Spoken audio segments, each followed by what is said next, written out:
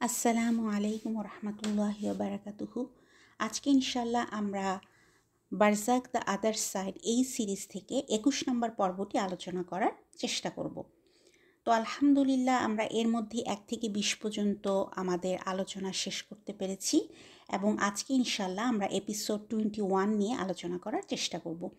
তো এপিসোড যে 21 সেখানে ওনারা বলতেছেন এপিসোড 21-এর যে টাইটেল সেটা হচ্ছে the most important prayer of your life. অর্থাৎ এর অর্থ হচ্ছে, যেটাকে যদি আমরা বাংলায় করি তাহলে এর অর্থ হচ্ছে আপনার জীবনের সবচেয়ে গুরুত্বপূর্ণ নামাজ। এখানে আমাদের জীবনের সবচেয়ে গুরুত্বপূর্ণ নামাজ বলতে আসলে আমাদের যে ফরজ যে নামাজগুলো একজন মুসলিম হিসাবে আমাদেরকে পড়তেই হয়, যে 5 ওয়াক্ত আমাদের দিনে 5 বার যে নামাজ আমাদেরকে পড়তে হয়, যে ফরজ নামাজ, এর পাশাপাশি আমাদের যে এক্সট্রা যে নামাজগুলো যেগুলো পড়লে আমরা অনেক সোয়াব পাই বা অনেক সোয়াবের ভাগিদার হই, সেরকম নামাজগুলোর প্রতি ইঙ্গিত করা হচ্ছে। যেমন তাহাজ্জুদের নামাজ, তারপরে ফজরের ফরজ নামাজের আগে 2 রাকাত সুন্নত নামাজ, তারপরে সালাতুদ দুহা।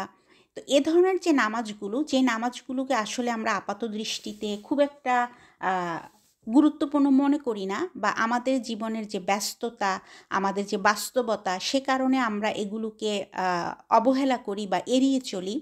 আমাদের হাতে অল্প একটু সময় থাকলেও হয়তো আমরা সেই নামাজগুলো পড়ার চেষ্টা তেমন একটা করি না, কারণ আমরা মনে করি এগুলো তো আমাদের জন্য বাধ্যতামূলক না, ঐচ্ছিক। কাজেই সেই নামাজগুলোকে পড়ার প্রতি আমাদের তেমন একটা আগ্রহ এবং প্রচেষ্টা দেখা যায় না। অথচ বলা হচ্ছে এই নামাজগুলোই হয়তো আমাদের পরকালে আমাদের আমলনামাকে সমৃদ্ধ করতে বিশাল গুরুত্বপূর্ণ ভূমিকা রাখতে পারে।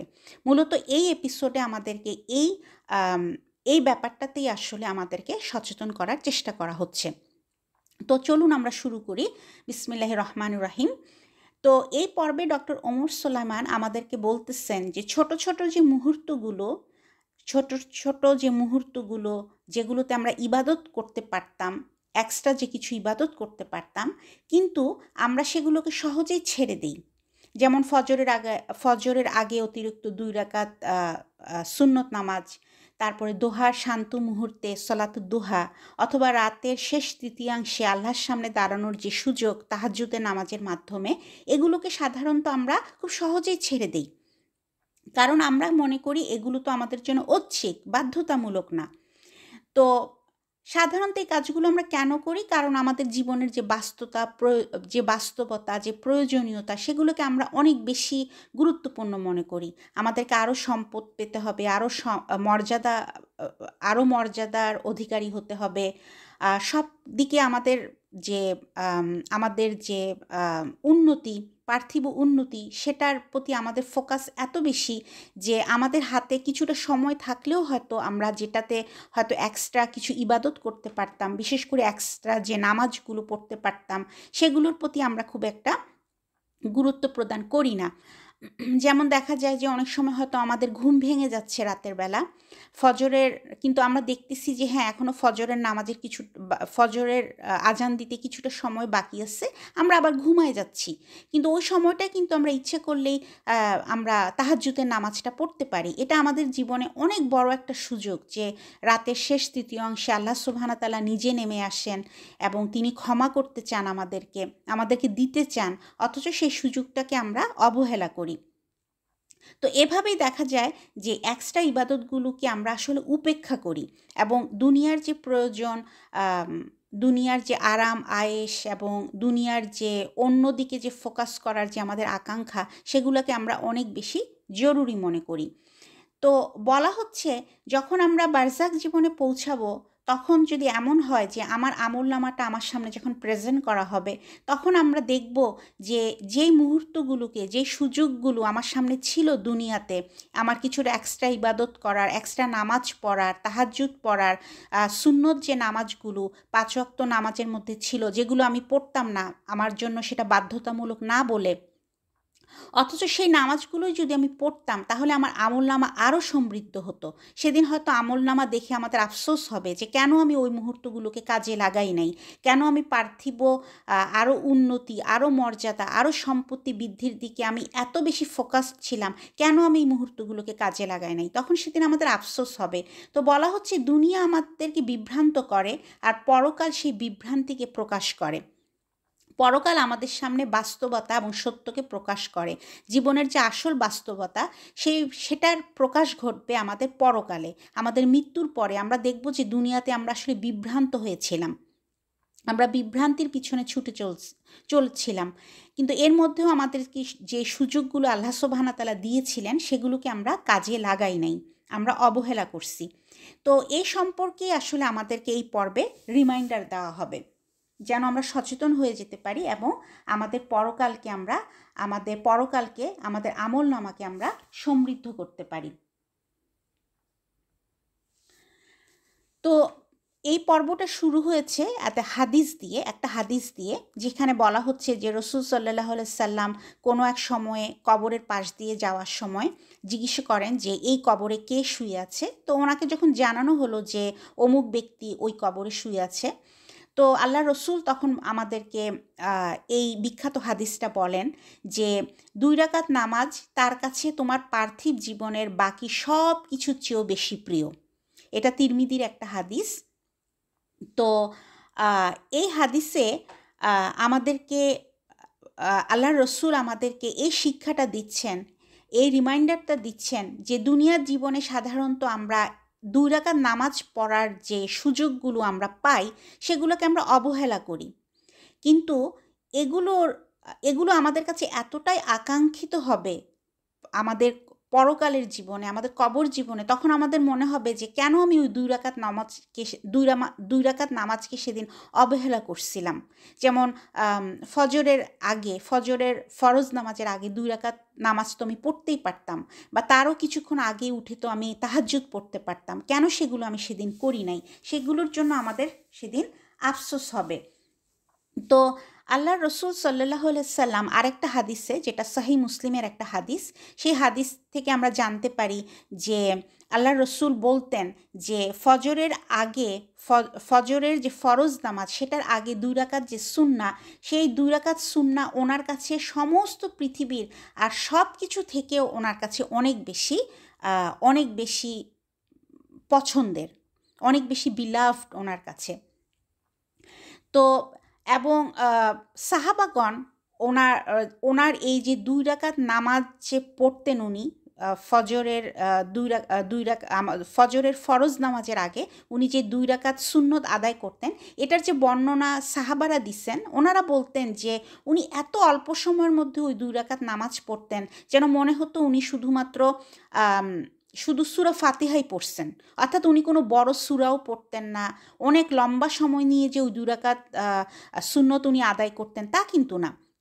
খুব অল্প সময়ের মধ্যে ওই নামাজটা উনি পড়তেন, কিন্তু এটা ওজনে, এটার মর্যাদার দিক থেকে এতটাই ভারী ছিল, এতটাই আল্লাহ সুবহানাহু ওয়া তাআলার কাছে এতটাই প্রিয়, যেটা আমাদের আমলনামাকে অনেক সমৃদ্ধ করতে পারে। আর এ কারণেই আল্লাহর রসুল সাল্লাল্লাহু আলাইহি সাল্লাম আমাদেরকে বলতেছেন যে এই পৃথিবীর যা কিছু উত্তম তার সব কিছু থেকেও ওই 2 রাকাত সুন্নত আমার কাছে অনেক বেশি প্রিয়। এই সমস্ত পৃথিবীর আরও যা কিছু উত্তম তার সব কিছু থেকেও ওই 2 রাকাত সুন্নত নামাজ ওনার কাছে অনেক বেশি প্রিয়। এটা আল্লাহর রসুল আমাদেরকে বলে গেছেন। কাজে আমরা যেন এই সুযোগগুলোকে হাতছাড়া না করি। তো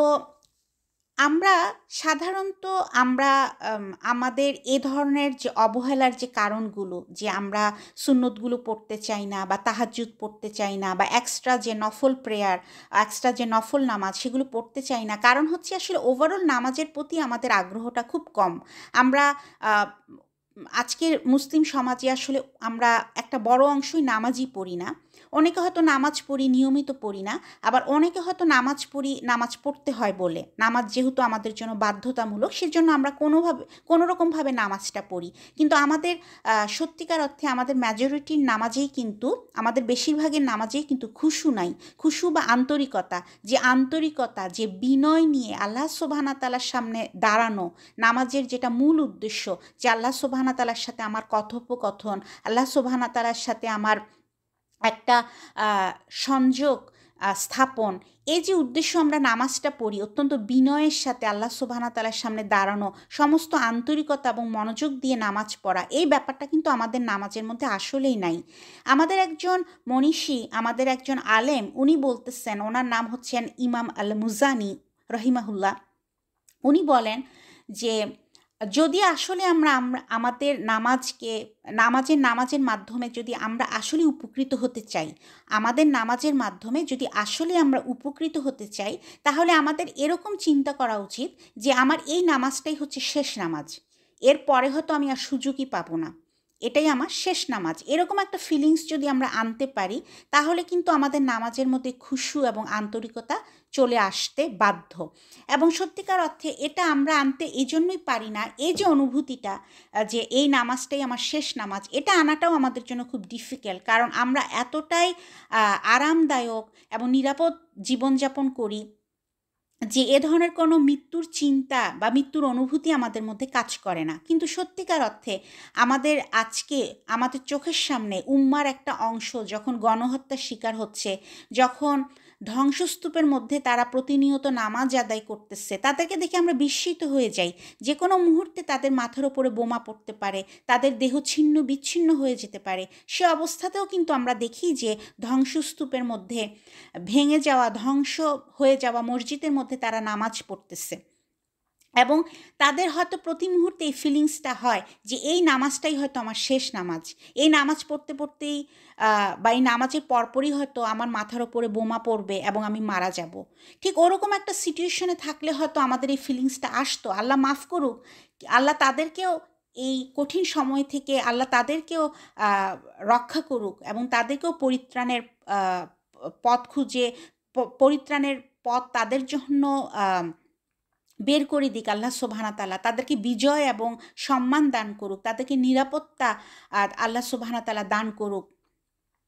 তো কিন্তু সত্যিকার অর্থে বাস্তবতা হচ্ছে, আমরা যদি সত্যিই ওরকম একটা কঠিন সময়ের মধ্যে চলে যাই, তখন হয়তো আমাদের মধ্যে এরকম একটা ফিলিংস আসবে। বা আর আল্লাহ মাফ করুক, সেরকম যদি একটা অবস্থার মধ্যে আল্লাহ আমাদেরকে কাউকেই সেরকম অবস্থার মধ্যে না নিক, কিন্তু আমাদের চেষ্টা করা উচিত আমরা সেরকম একটা অনুভূতি এনে হলেও যেন আমাদের নামাজগুলোকে সমৃদ্ধ করতে পারি, যেন এই নামাজগুলো আমাদের জন্য দুনিয়া জীবনে এবং আখিরাত জীবনে উপকারে আসে। এটা যেন আমাদের আমল নামাকে সমৃদ্ধ করে, আমাদের জীবনকে যেন আরও সমৃদ্ধ করে। তো আল্লাহর রসুল সাল্লাল্লাহু আলাইহি সাল্লাম উনি সবসময় বলতেন যে ওনার কাছে খাদ্য এবং পানীয় থেকেও নামাজ অনেক বেশি প্রিয়। তো সত্যিকার অর্থে রসুল সাল্লাল্লাহু আলাইহি সাল্লামের যে জীবন, সেই জীবন কিন্তু আমাদের মতো কোনো আরামদায়ক বিলাসী জীবন ছিল না, এতটা নিরাপদ নিশ্চিত কোনো জীবন ছিল না। সাহাবাদের জীবনও এরকম ছিল না। আজকের উম্মার একটা অংশ যেরকম কষ্ট করতেছে, ওনাদের জীবনও কিন্তু মূলত এরকমই ছিল। ওনাদের জীবনে অনিরাপত্তা ছিল, ওনাদের খাদ্য পানীয় ছিল না, ওনাদের ব্যক্তিগত জীবনগুলো ছিল অনেক বেশি স্ট্রাগলের। তেমনিভাবে সমগ্র উম্মার জীবনও ছিল অনেক অনিরাপদ এবং স্ট্রাগলের। তো সে অবস্থার মধ্যেও কিন্তু ওনারা প্রশান্তি খুঁজে পেতেন কোথায়? তাদের নামাজের মধ্যে ওনারা প্রশান্তি খুঁজে পেতেন, কোরআনের মধ্যে ওনারা প্রশান্তি খুঁজে পেতেন। এজন্য আমরা দেখি রসুল সাল্লাল্লাহু আলাইহি সাল্লাম বেলালকে বলতেন, বেলাল রাদিয়াল্লাহু আনহু, ওনাকে বলতেন, ও বেলাল, তুমি নামাজের মাধ্যমে আমাদেরকে কমফোর্ট দান করো, অর্থাৎ তুমি আজান দাও, আমরা নামাজে দাঁড়াই। নামাজই হচ্ছে ওনাদের প্রশান্তির জায়গা, কোরআন ছিল ওনাদের প্রশান্তির জায়গা। এই নামাজ এবং কোরআনের মাধ্যমে ওনারা দুনিয়ার সমস্ত স্ট্রাগলগুলোর মধ্যে থেকেও কিন্তু ওনারা অন্তরের প্রশান্তিকে খুঁজে পেতেন। অন্তরকে এভাবেই নামাজ এবং কোরআন প্রশান্তিময় করে তোলে। আর এ কারণেই ওনারা ওনারা যে 5 ওয়াক্ত নামাজের পাশাপাশি যখনই সময় পেতেন, এক্সট্রা যে ইবাদতের যে সুযোগগুলো ওনারা পেতেন, এক্সট্রা যে নামাজ পড়ার যে সুযোগগুলো পেতেন, সেখানে কিন্তু ওনারা দাঁড়িয়ে যেতেন। এবং আমরা দেখি যে আমরা আমাদের বিভিন্ন বর্ণনাতে কোরআন সুন্নাহর আলোকে আমরা দেখি যে প্রতিটা নবী রাসূলের জীবনেই কিন্তু নামাজ ছিল, এবং ওনারা নামাজ পড়তেন, এবং নামাজের মধ্যেই ওনাদের জীবনের সমস্ত প্রশান্তিকে খুঁজে পেতেন। তো ওনারা নবী রাসূলরা পৃথিবীর জীবনে যেরকম নামাজ পড়েছেন, ওনারা কিন্তু ওনাদের কবর জীবনেও কিন্তু ওনারা নামাজরত অবস্থায় আছেন, এবং এটা আমরা রসুল সাল্লাল্লাহু আলাইহি সাল্লামের হাদিসের মাধ্যমেই জানতে পারি যে উনি যখন ইসরা ওয়াল মিরাজে গিয়েছিলেন, সেখানে উনি মুসা আলাইহিস সালামকে নামাজরত অবস্থায় দেখতে পান।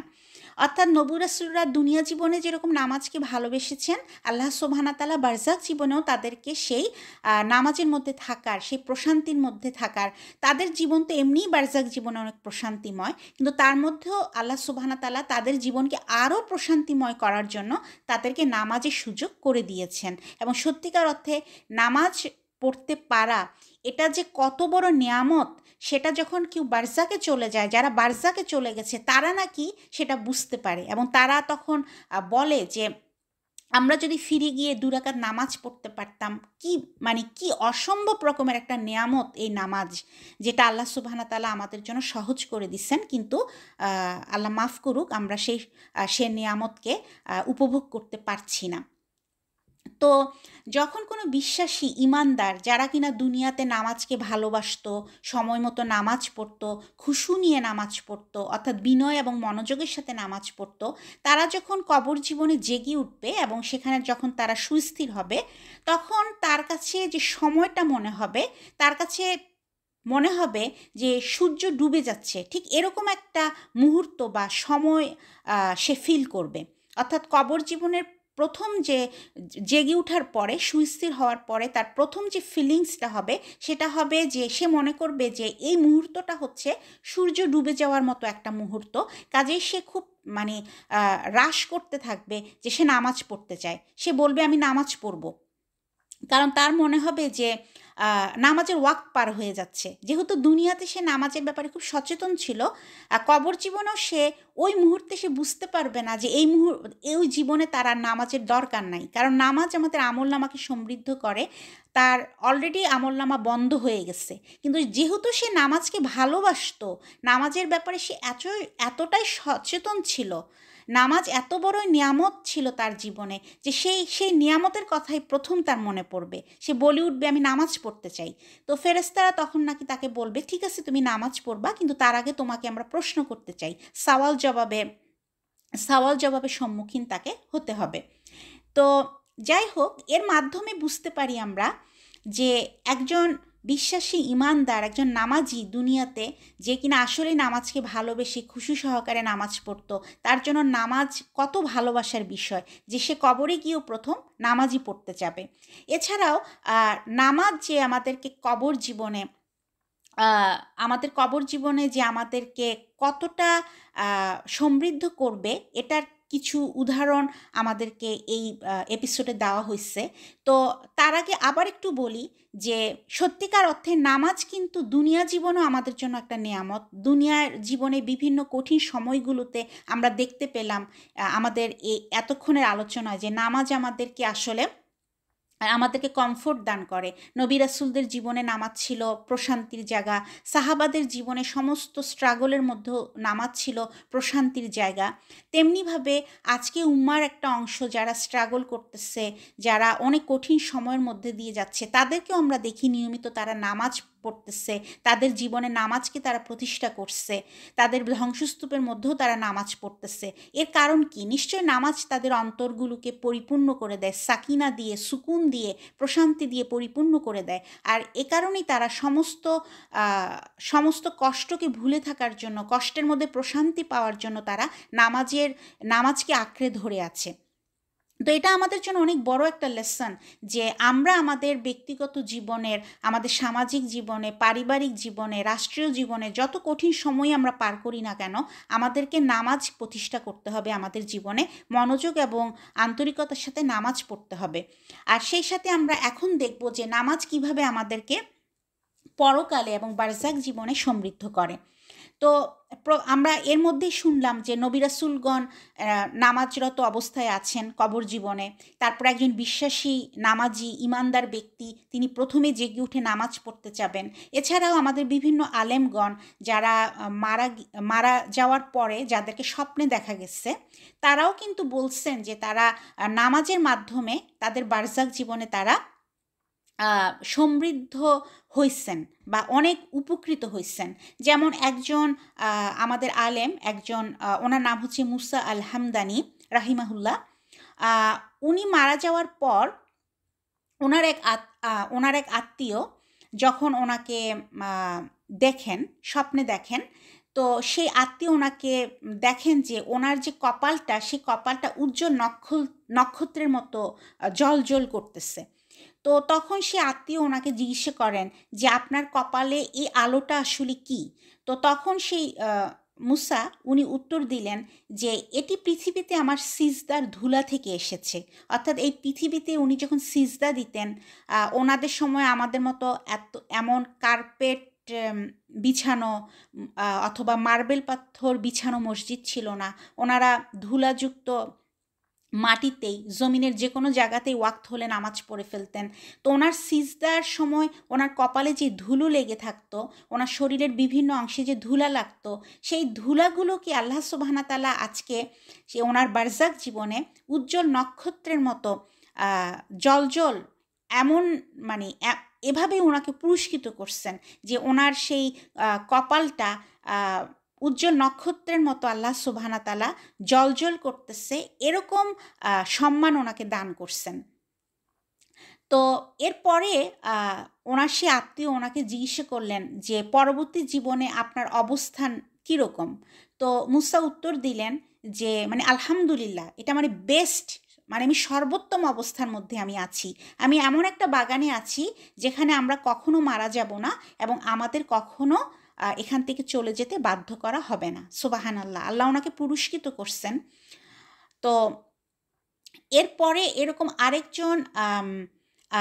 আরেকজন স্কলারের কথা বলা হচ্ছে, যাকেও মৃত্যুর পরে স্বপ্নে দেখা গিয়েছিল এবং যখন ওনাকে জিজ্ঞাসা করা হয়েছিল যে আপনার কোন কাজগুলো আপনাকে সবচেয়ে বেশি উপকৃত করছে বারজাক জীবনে, তো উনি তখন উত্তর দেন যে আমার কিয়াম, আমার রাতের নামাজ আমাকে সবচেয়ে বেশি উপকৃত করেছে। মানে আর কিছু না, সবচেয়ে বেশি আমি উপকৃত হয়েছি আমার কিয়াম বা রাতের নামাজ দ্বারা। অর্থাৎ ওনার তাহাজ্জুদ অথবা ওনার রাতে যে এক্সট্রা নফল প্রেয়ার যেটা উনি পড়তেন, সেটার দ্বারাই উনি সবচেয়ে বেশি উপকৃত হয়েছেন বলে উনি জানান। অথচ এই সময়গুলো আমরা যদি আমাদের নিজেদের জীবনের দিকে তাকাই, তাহলে আমরা দেখব যে আমরা কিভাবে নামাজকে অবহেলা করতেছি। আমাদের যে ফরজ যে নামাজগুলো, যেগুলো আমাদের জন্য বাধ্যতামূলক, সেগুলোই হয়তো আমরা ঠিকমতো পড়তেছি না। আর আর বাকি যে এক্সট্রা নামাজ, সেটা তো আসলে দূরের কথা। হয়তো দেখা যায় যে রাতের নামাজ আমরা কি পড়বো, রাতে হয়তো আমরা বসে বসে মোবাইল দেখি এবং মোবাইল দেখতেছি, অথচ আমরা কিন্তু নামাজ পড়তেছি না। হয়তো ঈশার নামাজ না পড়ে আমরা সারা রাত মোবাইল দেখতে দেখতে ঘুমিয়ে গেলাম, আমরা ফজরও পড়লাম না। অর্থাৎ আমাদের সাথে যদি ওনাদের এই অবস্থানগুলোকে আমরা তুলনা করি, তাহলে আমাদের অবস্থান আসলেই ভয়াবহ এবং আমাদেরকে সচেতন হওয়া উচিত যে আমাদের পরিণতি কি হবে। ওনারা নামাজের মাধ্যমে, কোরআনের মাধ্যমে বারজাক জীবনে সমৃদ্ধ হচ্ছেন, আর আমরা কোথায় কোন অতলে হারিয়ে যাচ্ছি, এটা আমাদের আসলেই চিন্তার বিষয়।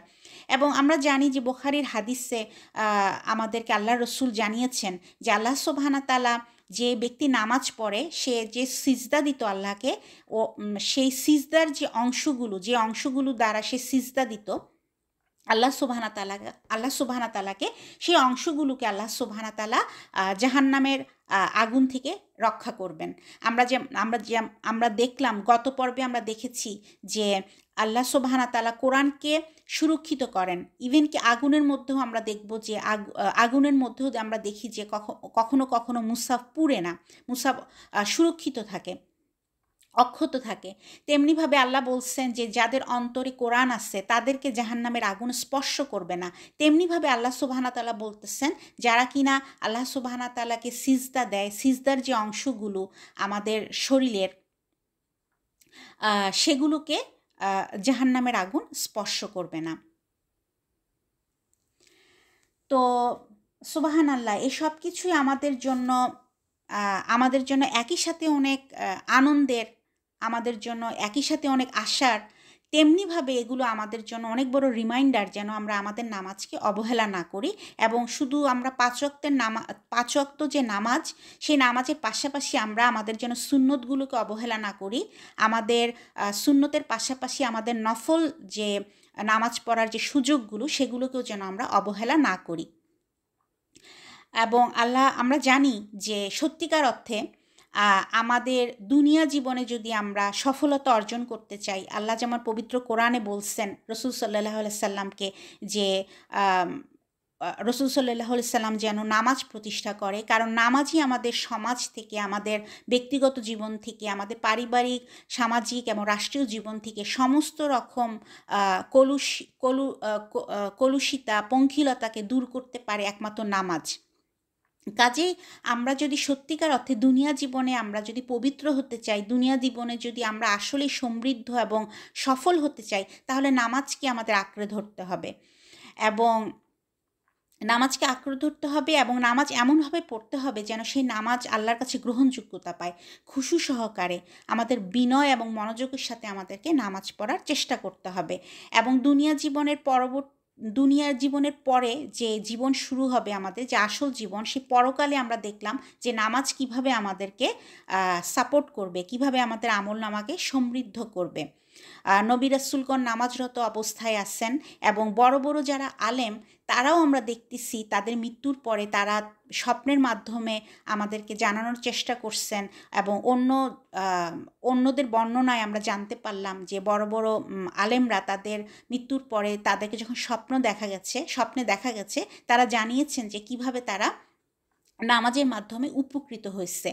তো এই সব কিছুই আসলে আমাদের জন্য আসলে অনেক বড় রিমাইন্ডার এবং আমাদেরকে এখনই সচেতন হওয়ার জন্য এগুলো আমরা অনেক বড় সুযোগ বলে মনে করি, যেন আমরা সচেতন হয়ে যাই এবং আমরাও আমাদের নামাজকে এমনভাবে আঁকড়ে ধরি, প্রতিষ্ঠা করি যেন এই নামাজের মাধ্যমে আমরা দুনিয়া এবং আখেরাতে যেন আমরা সফল হতে পারি, আমাদের আমলনামাকে সমৃদ্ধ করতে পারি এবং আমরা সুফলতা এবং সফলতা অর্জন করতে পারি। তো আমরা এই যে আমাদের এই এপিসোডটা যখন এপিসোডের একদম শেষে আমরা দেখি যে আনোয়ার যে ছেলেটা, আমরা জানি যে আনোয়ার নামের এই যুবক, এই ছেলেটা তার ভাইয়ের মৃত্যুর পরেই আসলে সে এত শকড হয়েছিল যে সে মৃত্যুর পরের কবর জীবন নিয়ে সে জানতে আগ্রহী হয়। আর এভাবে প্রত্যেকটা এপিসোডে সে যখন নতুন কিছু জানছে, তখনই কিন্তু তার লাইফস্টাইলও আসলে চেঞ্জ হয়ে যাচ্ছে। যেমন এই এপিসোড থেকে যখন সে জানলো যে নামাজের প্রতি মনোযোগ হওয়া খুবই দরকার এবং ফরজ নামাজগুলোর পাশাপাশি আমাদের এক্সট্রা যে নামাজ, সেগুলোর প্রতিও মনোযোগী হওয়া দরকার, তখন থেকে আমরা দেখতে পাই সে এক্সট্রা নামাজের প্রতি, তার ওভারঅল নামাজের প্রতি এবং তার এক্সট্রা নামাজের প্রতিও সে মনোযোগী হয়ে উঠছে বা উঠার চেষ্টা করতেছে। তো আমরা দেখি যে এই যে আনোয়ার নামের যে যুবকটা, তার যে পরিবর্তনটা, সেটা আমাদের কাছে প্রথমে মনে হতে পারে যে একটা বড় দুর্ঘটনার মাধ্যমে ছেলেটা আসলে পরিবর্তিত হচ্ছে। আসলে সত্যিকার অর্থে আল্লাহ সুবহানাহু ওয়া তাআলা কখনো কখনো তার বান্দাকে এভাবেই পরিবর্তিত করেন, এভাবেই কাছে টেনে নেন। অনেক কঠিন কোনো সময় বা কঠিন কোনো বিপদের মাধ্যমে হয়তো আল্লাহ সুবহানাহু ওয়া তাআলা তার কোনো বান্দাকে তার কাছে টেনে নেন। ওমর সুলাইমান এভাবেই এই এপিসোডটা শেষ করেন। উনি বলেন যে আল্লাহ তার বান্দাকে কখনো কখনো কঠিন সময়ের মধ্যে দিয়ে কাছে টেনে আনেন। আনোয়ার নামের এই ছেলেটা তার ভাইয়ের মৃত্যুর পরে তার লাইফস্টাইলকে চেঞ্জ করার চেষ্টা করতেছে এবং এভাবেই সে আল্লাহ সুবহানাহু ওয়া তাআলার দিকে এগিয়ে আসছে। তো আমাদের জীবনেও কিন্তু এটা আসলে অনেক বড় একটা লেসন আমাদের জন্য, অনেক বড় রিমাইন্ডার আমাদের জন্য, যে আমাদের ব্যক্তিগত জীবনেও এই মুহূর্তে যত কঠিন সময় আমরা পার করি না কেন, সেটা ব্যক্তিগত জীবনে হোক, সামাজিক, পারিবারিক, রাষ্ট্রীয় জীবনে আমরা যত কঠিন সময় পার করি না কেন, আমাদেরকে বুঝতে হবে যে এই সব কিছুর পিছনে আল্লাহ সুবহানাহু ওয়া তাআলার প্রজ্ঞা কাজ করতেছে। আল্লাহ হয়তো চাচ্ছেন যে আমরা যে বিপদগামী হয়ে আসি, আমরা যে নামাজ থেকে দূরে সরে আসি, কোরআন থেকে দূরে সরে আসি, আমরা যেন এই সব কিছুর দিকে ফিরে আসি, আর এর মাধ্যমে আল্লাহ সুবহানাহু ওয়া তাআলার দিকে আমরা যেন ফিরে আসি। তাহলেই আমরা এই দুনিয়া জীবনে কঠিন সময়কে যেভাবে আহ, উত- দুনিয়া জীবনের কঠিন সময়কে উত্তরণের পথ যেভাবে খুঁজে পাবো, তেমনি ইনশাল্লাহ সেই সাথে আমরা আখেরাতের জীবনের জন্য আমাদের আমলনামাকে সমৃদ্ধ করে আমরা চূড়ান্ত সফলতার দিকে এগিয়ে যেতে পারবো ইনশাল্লাহ। ইনশাল্লাহ। তো আল্লাহ সুবহানাহু ওয়া তাআলা আমাদেরকে কবুল করে নিক। আমার কোনো ভুল হলে আমি আল্লাহ সুবহানাহু ওয়া তাআলার কাছে ক্ষমা চাচ্ছি। সুবহানাক আল্লাহুম্মা বিহামদিকা আশহাদু আল্লা ইলাহা ইল্লা আনতা আস্তাগফিরুকা ওয়া আতুবু ইলাইক। সবাই ভালো থাকবেন। আসসালামু আলাইকুম ওয়া রাহমাতুল্লাহি ওয়া বারাকাতুহু।